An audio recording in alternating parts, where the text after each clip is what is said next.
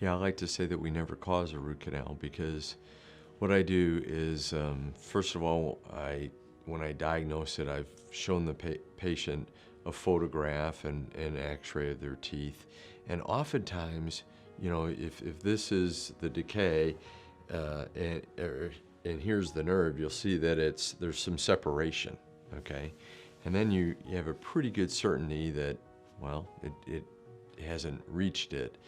But if the decay touches it at any one point, then the nerve will die. So sometimes it's so close that you can't quite tell, is it there or not? So I know as a consumer, I'd much rather somebody tell me the price, So we tell the patient, hey, if it is a root canal, here's the fee for it. Sometimes we're able to go in there, and what I tell them is, so here's your nerve, and here's the decay. Well, I use the drill, and I take away the bulk of the decay, and then I set the handpiece down.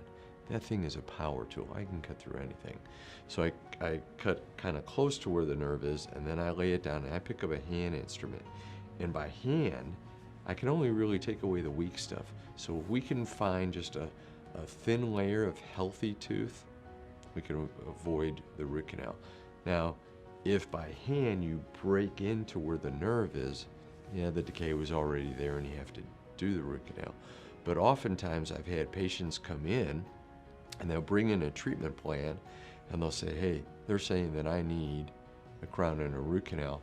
And we look at the x-ray and say, I can't promise you, but it looks like there's a chance because I see this thin strip of healthy tooth between the decay and the nerve.